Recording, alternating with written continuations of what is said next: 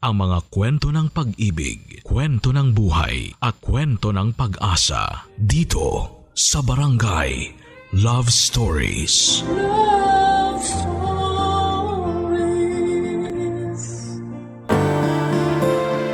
May mga pagkakataon na hindi nasusunod ang ating mga gusto dahil nakikialam ang ibang mga tao.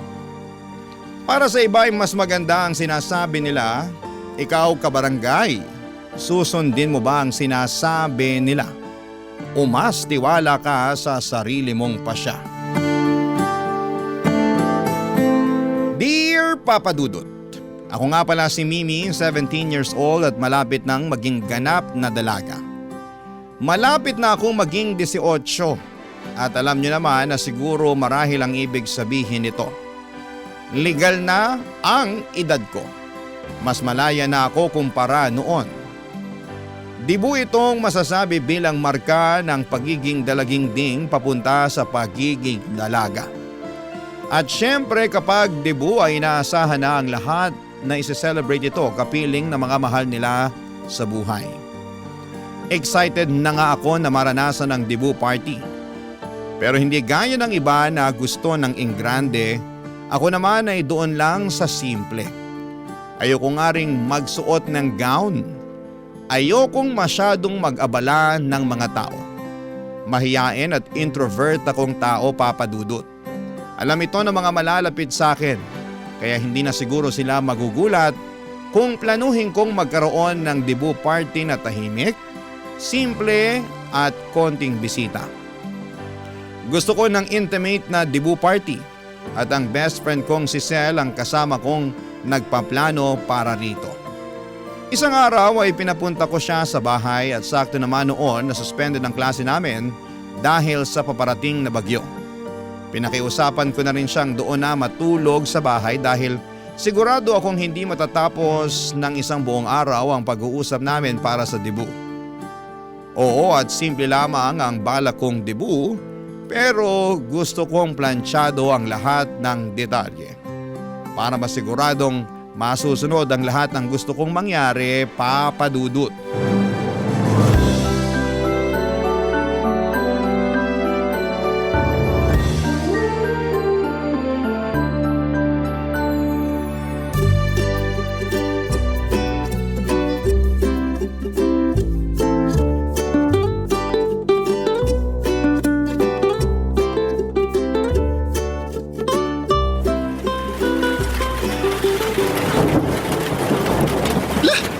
Bigla naman bumuhos ang ulan, dumating ng bagyo.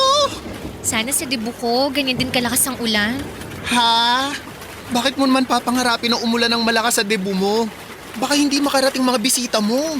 Yun na nga eh. Matitesting ng ulan kung sino ba yung willing talagang makiselebrate sa pagdadalaga ko. Ay nako, willing akong pumunta sa debut mo. Pero kung haharangin naman ako ng malakas na ulan at hangin, kahit best friend mo ako, unahin ko pa rin ang sarili ko, no? Hindi ako pupunta, goodbye! I-view ko na lang mga my day mo sa social media, i-heart ko na lang lahat, safe pa ako sa bagyo at baha. Hindi ko naman hihilingin na bumagyo at bumaha, no? Gusto ko lang din ng maulan na weather sa debut ko. Alam mo namang mahilig ako sa ulan eh. Mahilig ka nga sa ulan. Pero yung mga a-attend na bisita mo, gusto ba nila? Kaya nga gusto kong imbitahan lang yung mga bisita na gusto rin ng gusto ko. Mga bisita na hindi magiging problema kung bumuhos ang ulan sa debut ko. Gets mo? Hindi kita gets, pero dahil best friend mo ako, wala akong ibang choice. Gusto ko rin pala sa debut ko ng pakape. Teka, debut ba tong pinagpaplanuhan natin o lamay na? Grabe ka naman. Gusto ko lang talaga ng kape kaysa sa alak. Masarap yung partner yun pag umuulan. Alam mo, ang kampante mo mag-isip na uulan talaga sa birthday mo, no? Kahit hindi umulan, meron pa ring pakape. Kung masyadong mainit nun eh, di iced coffee ang solusyon, diba? O bukod sa burol-themed party, ano pa bang gusto mong ganap, ha? Ayoko ng 18 roses tsaka 18 candles. Bakit? Hindi na debut kung wala yun. Gusto ko 18 sampagita at 18 chocolates, diba? Sampagita, ano ka, santo? Kanina pamburo lang gusto mo, ngayon naman pang altar, pang novena.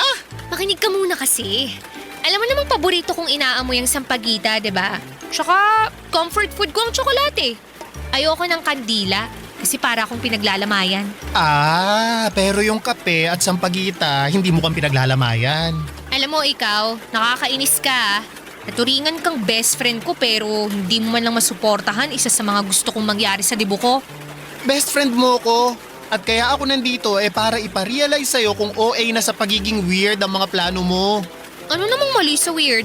Gusto ko nga ng kakaiba Di ituloy ang pakape at pasampagita. Gusto mo rin ba na sisiw? Biscuit, crying ladies. Ay nako, nakakainis ka. Ay, joke lang naman. Ito naman, napikon agad. Alam mo namang mapang-asar tong best friend mo. Sige na, magsabi ka na ng ibang plano mo, hindi na ako magja-judge. Hindi mang-judge. Kilala kita no? Kahit hindi ka magsalita, kita ko pa rin sa mukha mo kapag nanghuhusga ka na. Parang may subtitle yung mukha mo palagi kapag may nilalait ka Huwag ako, uy! Alam mo naman na palang ganito ako, tapos sa akin ka palalapit para dyan sa mga weird na plano sa debut mo. Kung bakit naman kasi ikaw pa tong napili ko maging best friend Ay, wow. Umuwi na lang kaya ako, no? Bakit? Kaya mo bang suungin ng bagyo ngayon, ha? O sige na. Anong gusto mong kape sa debut mo? Benguet o Arabica?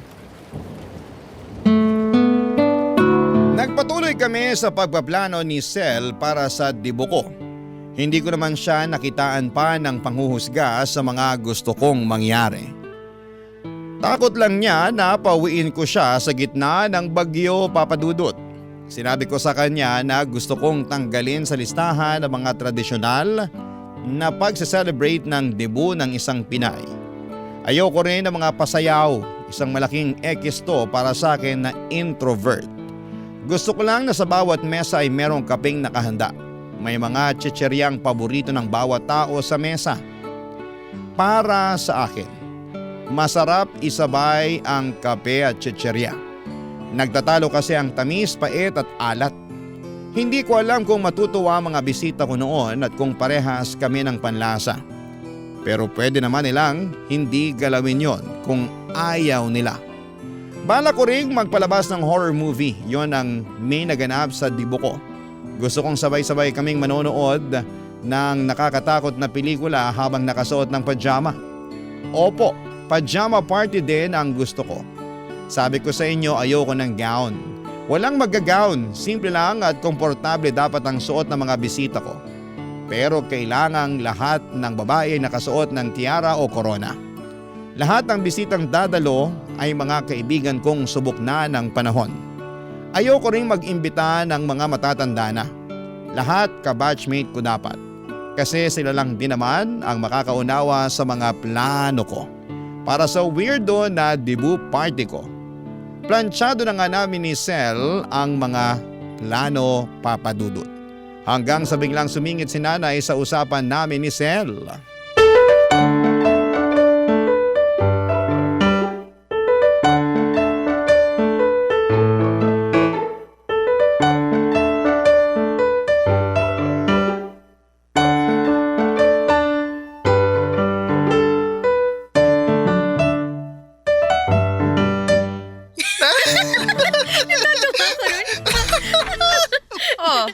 Mukhang busy kayong dalawa.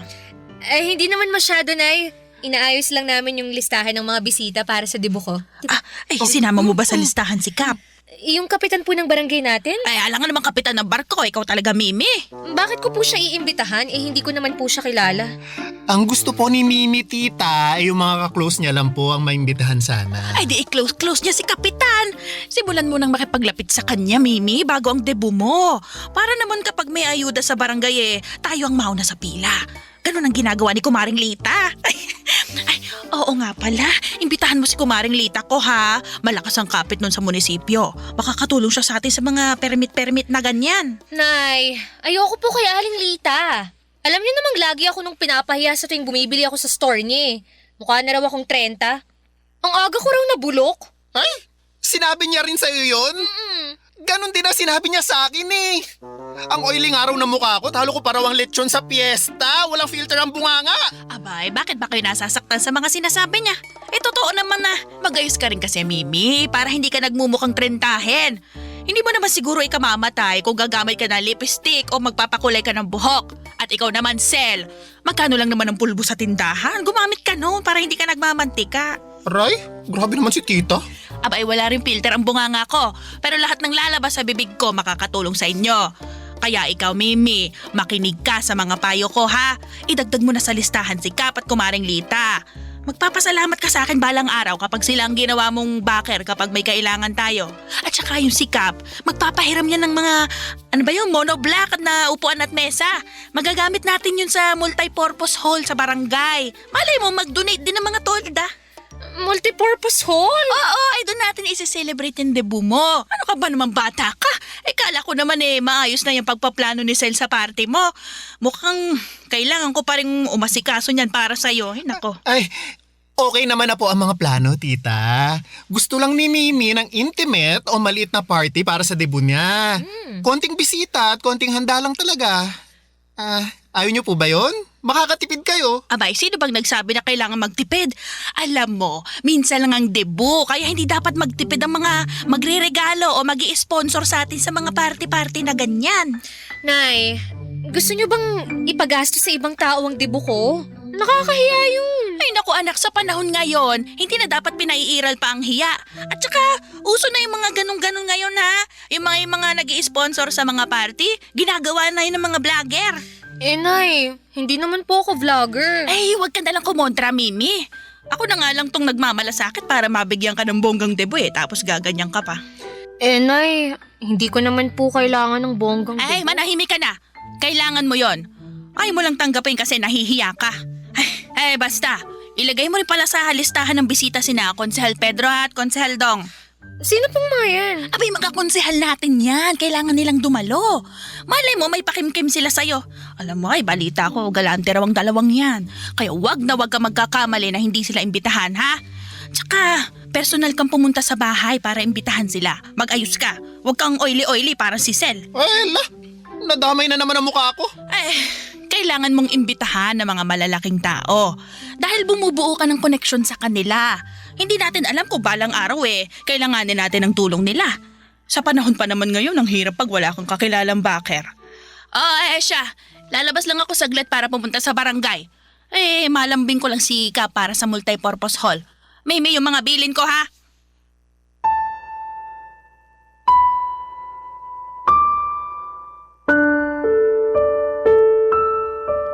Hindi na ako hinayaan ni nanay na depensahan ang mga plano ko para sa debut ko. Tulad ng dati, siya pa rin ang nasunod sa mga kagustuhan niya. Nagkatinginan na lamang kami ni Sel.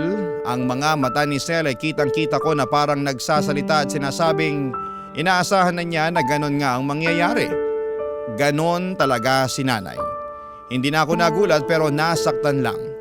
Akala ko naman kasi ay buong puso na niya akong pinagkakatiwalaan sa mga gusto kong mangyari para sa debut ko. Yun naman kasi ang naging usapan namin kaya nagkaroon kami ng chance ni Sel na pagplanuhan yon. Pero bigla na lamang siyang pumasok sa eksena at binura lahat ng pinaghirapan naming gawin. At parang wala lang yon sa kanya. May pagka-controlling si nanay, sa bahay namin siya lang ang batas. Kami ni tatay tahimik at tagasunod lamang niya. Hindi po kami mayaman, Papa Dudut, yon ang sigurado ako. Kaya nga gusto ko lang ng tahimik at simpleng selebrasyon para sa debut ko. Para rin naman yon sa aming pamilya. Kaya lang ay ayaw naman ni nanay dahil alam niyang meron siyang ibang tao na malalapitan at magagatasan. Ganon na ang ugali niya noon pa man. Lagi siyang kumakapit sa ibang tao para sa mga kagustuhan niya. Lagi niyang gustong ipagkalandakan sa ibang tao na bongga ang buhay namin kahit malayo iyon sa katotohanan. Kaya gumagawa siya palagi ng paraan para magkaroon ng koneksyon sa ibang taong mas mataas sa amin para lamang masuportahan ang pagiging social climber niya. Pero pati ba naman sa sarili kong debut, Papa Dudut, ay gagawin niya. Barangay Love Stories. Barangay Love Stories. Mahilig manggamit si nanay ng mga tao. Masigurado lamang na makuha niya ang kanyang gusto. Naalala ko pa noong bata pa lamang ako ay madalas niya akong tinutulak sa mga ninong at ninang ko kahit na hindi naman Pasko. Kapag kinakapos kami, lagi niya akong pinapadalaw sa mga ninong at ninang ko at wala silang magawa kundi ang mag-abot ng pera sa akin kahit na labag naman sa kanilang kalooban. Bata pa lamang ako ay natutunan ko nang basahin ang mga mukha ng mga taong hinaharap sa akin ni nanay. Ewan ko. Pero parang yon ang proteksyon ko para malaman kung tama pa ba ang ginagawa namin ni nanay. Pansin ko sa mga mukha nila na ayaw nilang inilalapit ako ni nanay sa kanila, na parang masyado nang abusada si nanay sa pagdikit sa kanila at panggagamit sa akin. Sa pagkakaalam ko ay meron akong 30 ninong at ninang. Sinadya yun ni nanay para marami ang tumulong sa akin kapag kailangan ko ng panggastos. Naalala ko nga noon na sobrang hiyang-hiya ako nang ilapit ako ni nanay sa isang ninong ko. Malapit na kasi ang pasukan sa eskwela. Nagkataon na kakabayad lang ni nanay at tatay ng mga bayarin sa bahay, kaya kinapos kami sa pambili ng gamit sa eskwela. Kaya naman naisip niyang lapitan si Ninong Densyo. Sa pilitang humingi si nanay ng pangbili ng mga gamit ko. Panay ang tangginoon ni Ninong Densyo dahil nasa ospital ang kanyang anak at kapos din ito. Sinumbatan siya ni nanay at nagpaawa sa dulo na may responsibilidad din siya sa akin dahil siya ang ikalawang magulang ko. Hiyang-hiya ako noon kay Ninong Densyo lalo't nagipit na siya ni nanay. Nag-abot si Ninong Densyo ng 200 piso. Hindi yon sapat para kay nanay pero wala naman siyang magawa kung yun lang ang kaya ni Ninong Densyo. Ang pagiging garapal ni nanay sa mga ninong at ninang ko ang dahilan, Papa Dudut, kung bakit gusto ko na agad na magdalaga. Dahil sa nakasanayan ng mga Pinoy, kapag nagdalaga o nagbinata na ang inaanak mo ay hindi mo na obligasyong mag-abot. Pero mukhang hindi ganon ang gustong mangyari ni Nanay Papa Dudut.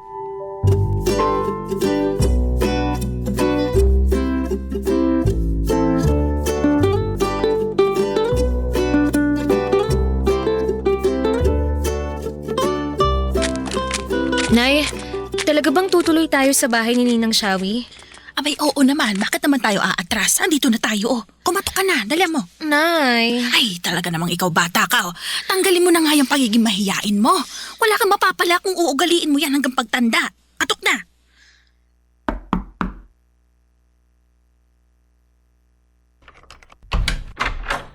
Ay, Shawi! Naku, ay, kumusta ka na? Ayos naman. Anong ginagawa niyo rito?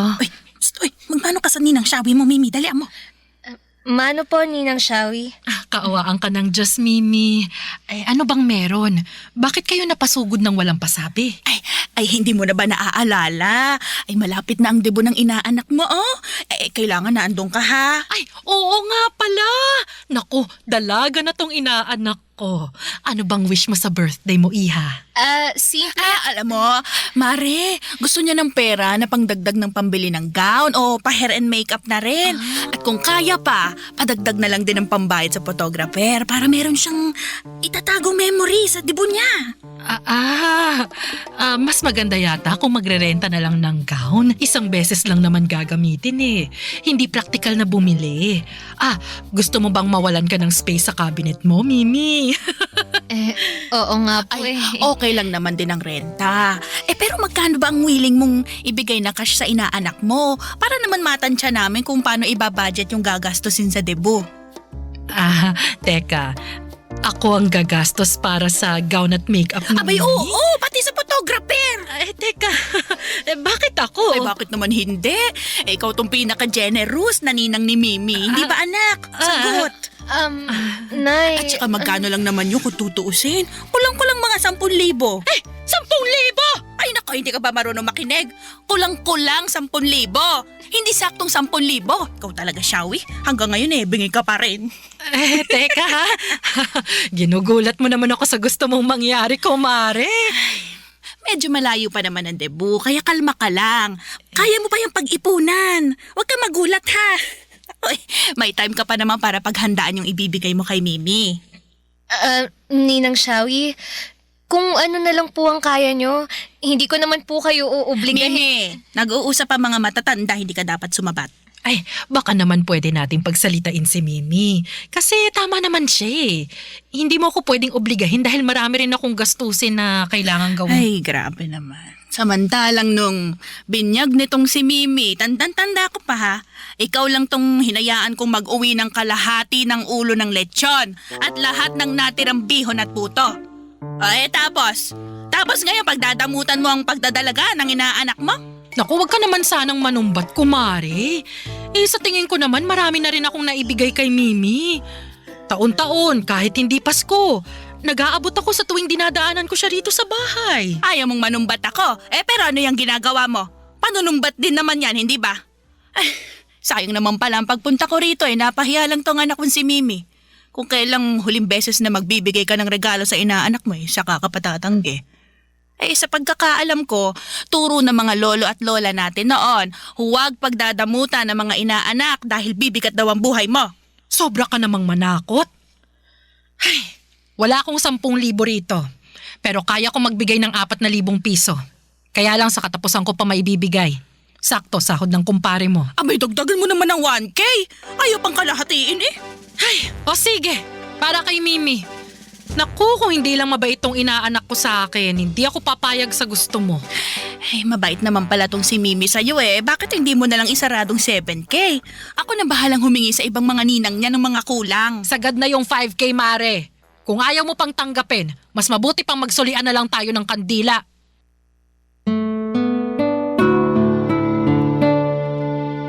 Kung hindi nagalit si Ninang Shawi ay baka pinilit pa ni Ninang na makipag-areglo ng 7,000 regalo para sa akin. Nakakahiya, pulang-pula noon ang mukha ko. Halos hindi ako makapagsalita noon dahil sa inasta ni nanay. Parang ako pang nahihiya para kay Ninang Shawi. Hindi naman sana siya magbibigay kung hindi pinamukha ni nanay na yun ang huling beses na magbibigay ito ng aginaldo sa akin bilang inaanak niya. Nahiya na tuloy akong dumalaw sa kanya kahit wala naman akong kailangan, Papa Dudut. Madalas kasing dumadaan ako kay Ninang Shawi after ng klase para tumulong sa kanya sa mga gawaing bahay. Mabait kasi si Ninang Shawi sa akin. Madalas niya akong inaabutan noon ng pera pero panayang pagtanggi ko. Puro tsokolate lamang ang tinatanggap ko sa kanya kaya nga sobrang hiya ko nang magmukhang piniperahan ni nanay si Ninang Shawi para sa dibo ko. Hindi lang si Ninang Shawi ang kinuhanan ni nanay ng pera.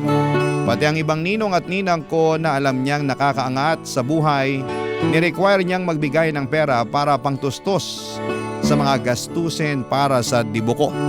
Sobrang nakakahiya dahil ako ang nakaharap sa mga ninong at ninang ko habang inuobliga sila ni nanay na mag-abot. Gusto ko nang magpalamo noon sa lupa. Ang ibang ninong at ninang ko na walang pera ay hindi na niya inobliga na magbigay ng pera. Alam naman daw niyang magsasayang lamang siya ng oras sa paghingi. Pero siniguro niyang hindi sila invited dahil wala silang ambag para sa dibo ko.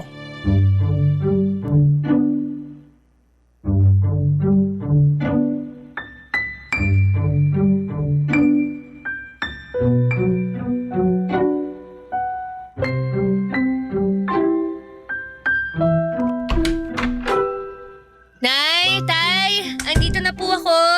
Andito ako sa sala, Mimi.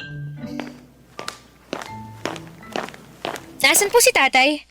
Ayun, umalis. Binungangaan ko Hindi ko alam kung saan nagpunta. Ano na naman po bang ginawa niyo kay Tatay? Wag mo siyang kakampihan ha. Hindi mo alam kung anong nangyari. Hindi na lang ako magtatanong. Mabuti pa nga. Likpit mo na nga lang yung mga paper bag at mga resibo dyan sa sopa para makahiga ako mamaya pagkatapos kong bilangin yung inutang ko. Umutang kayo? Kanino? Bakit? Doon sa kakilala ng tatay mo na may pasugalan. 25,000 lang naman. Ha? 25,000? Para saan po yun? Para saan pa ba? Di sa debo mo. Nay, ang laki naman po niyan. Dapat hindi na kayo umutang. Nako, parehas mo talaga mag-isip ang tatay mo. Ganyan din ang sinabi niya sa akin kanina, kaya pinalayas ko. Akala mo naman ko siya magbabayad Ginawa ko lang naman siya co-maker. Naiintindihan ko po si Tatay kung sakaling magalit siya. Sobrang laking pera po niya, Nay. Saan naman tayo kukuha ng ipambabayad dyan? Alam niyo namang hindi stable ang mga trabaho niyo pareho ni Tatay Mababayaran ko rin tong inutang ko. Oras na dumalo na ang mga bigating bisita mo. Sa kanila natin huhugutin ng pambayad. At nag-compute na nga ako kanina Kapag lahat sila ay dumalo, paniguradong mababayaran natin tong 25,000 na inutang natin at may matitira pa. O di ba? Hindi lugi ang negosyo. Bakit naman parang ginawa niyong negosyo ang debo ko?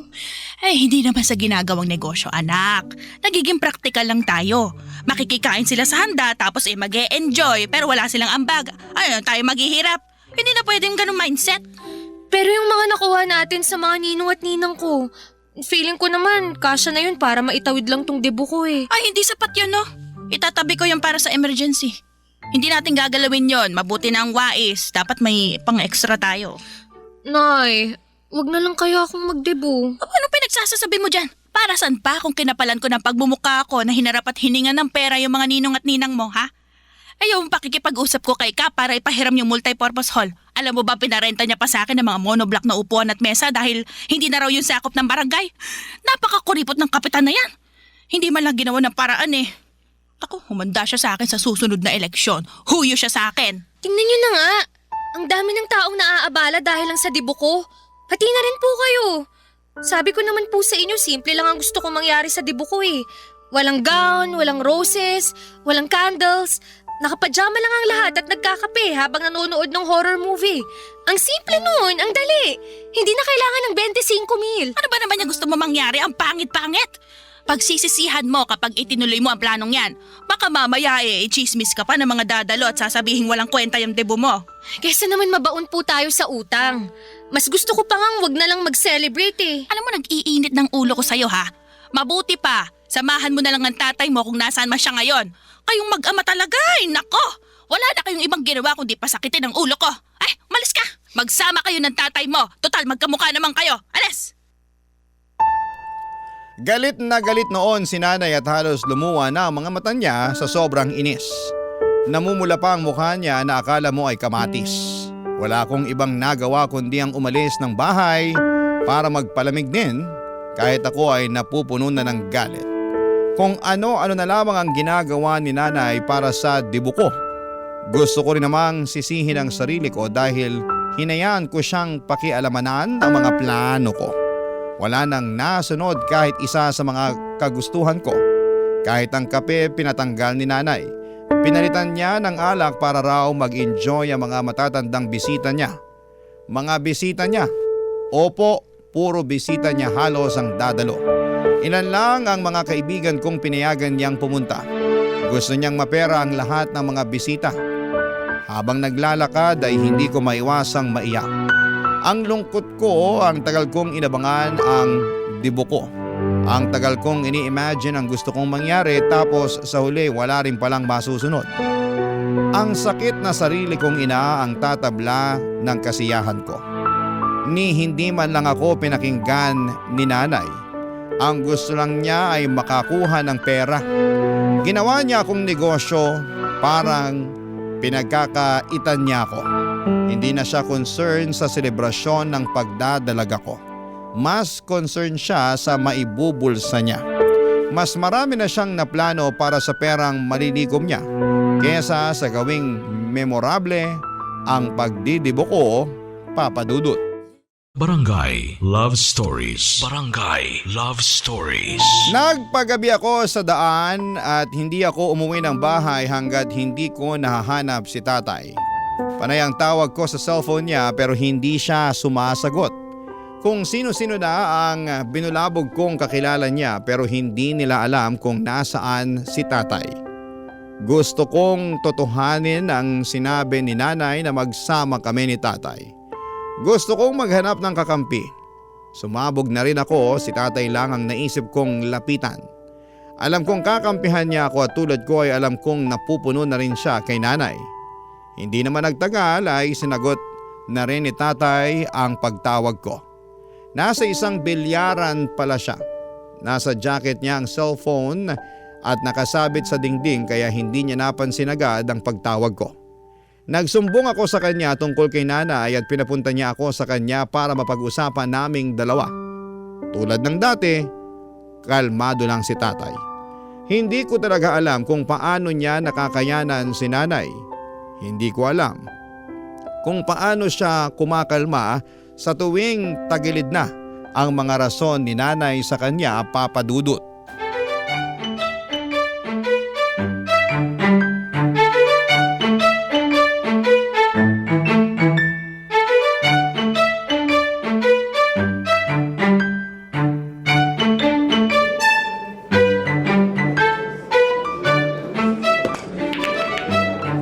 Kumusta nanay mo?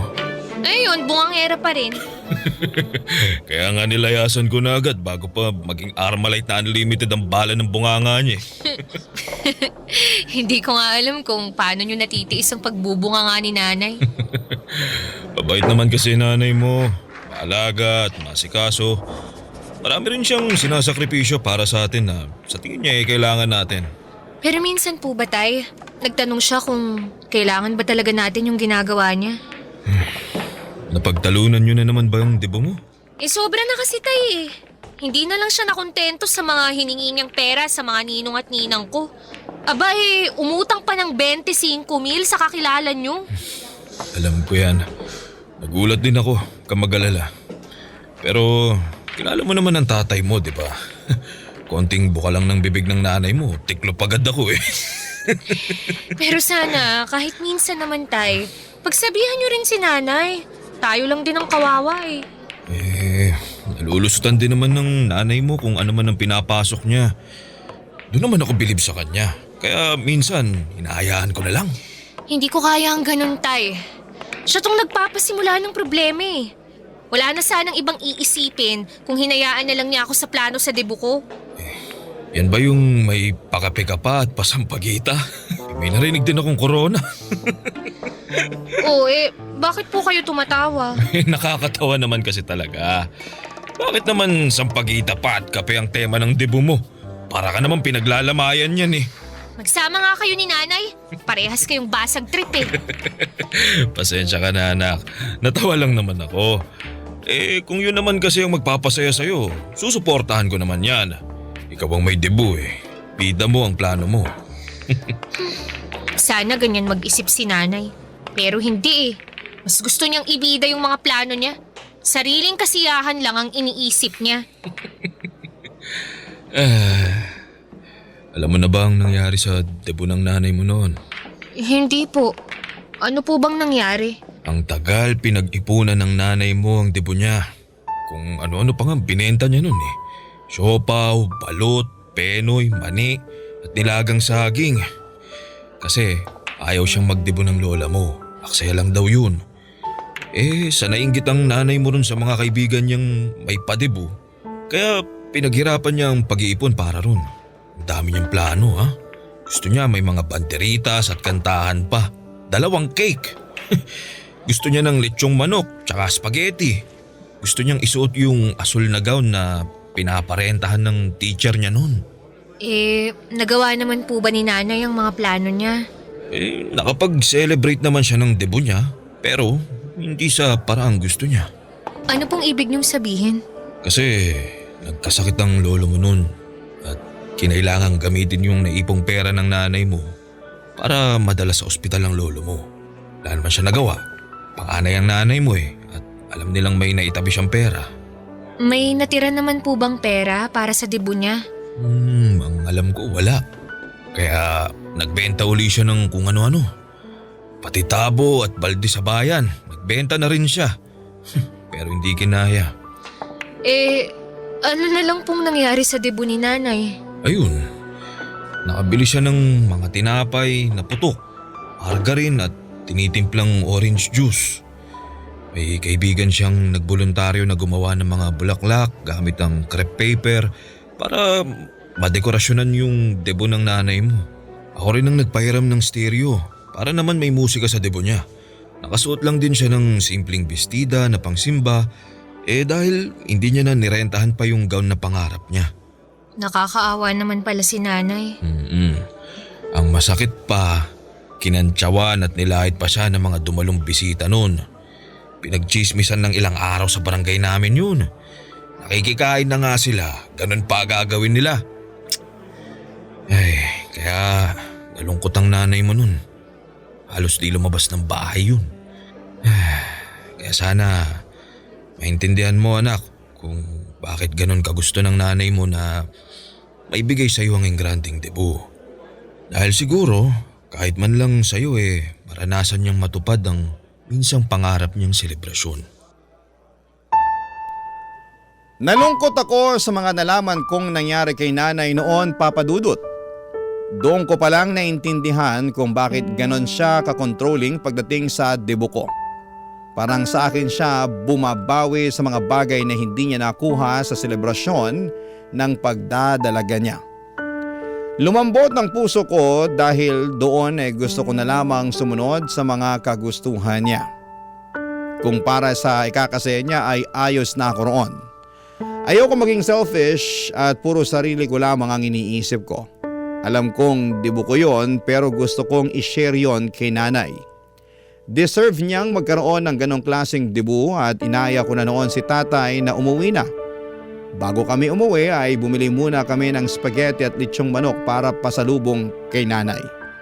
Bilin ni tatay huwag ipaalam kay nanay ang tungkol sa mga nalaman kong kwento niya. Sa pagdaan ng mga araw ay hinayaan kong si nanay ang mag-ayos ng debut ko.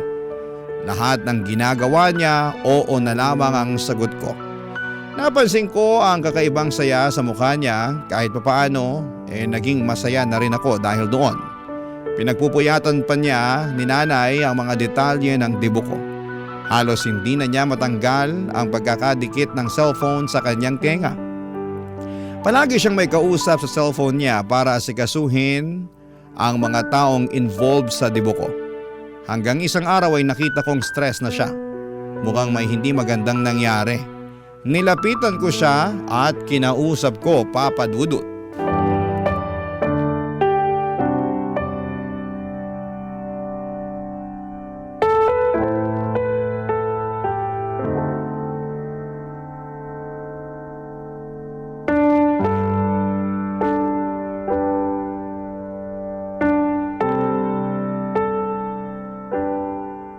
Buisit!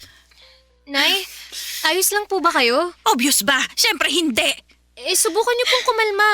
Ano po bang nangyari? Hindi ako kakalma kapag ganitong binibwisit ako ng mga bisita mo. Bisita? Ano po bang ginawa nila? Pinagaksayahan ko lang sila ng laway at oras. Akala ko pa naman dadalo sila. Tapos kung kailang 2 araw na lang bago ang debut mo, saka sila magsasabi na hindi na lang daw pupunta. Hayaan niyo na po. Baka may importante lang silang lakad. Baka may emergency. Importanteng lakad, emergency. Ayaw lang nilang makisali sa 18 Blue Bills at 18 Gadgets. Kaya pala mainit ang ulo niyo. Talagang iinit ang ulo ko. Nalista ko na lahat ng pera na makukuha natin sa debut mo Kasyang-kasya na yun para sa ibang gastusin at ibang kailangan natin pagkatapos ng debut. Tapos bigla sila mag-aatrasan.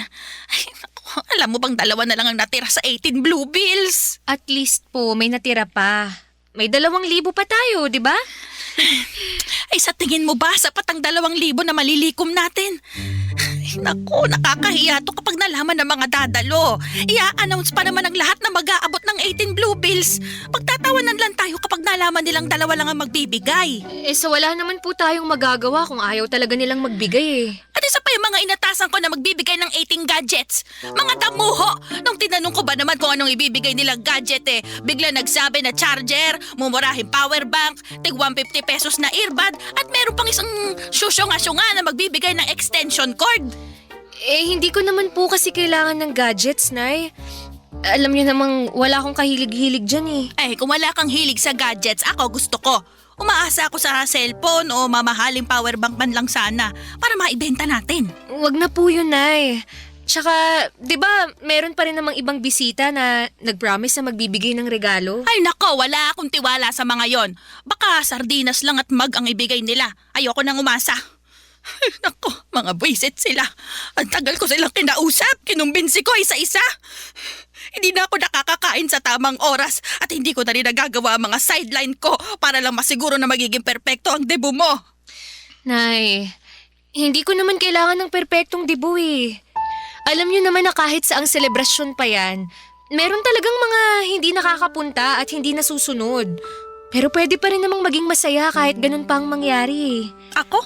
Hindi ako magiging masaya kapag hindi nasunod ang plano. Naranasan ko na yan noon at ako na nagsasabi sa'yo na Mimi, hindi masaya yon.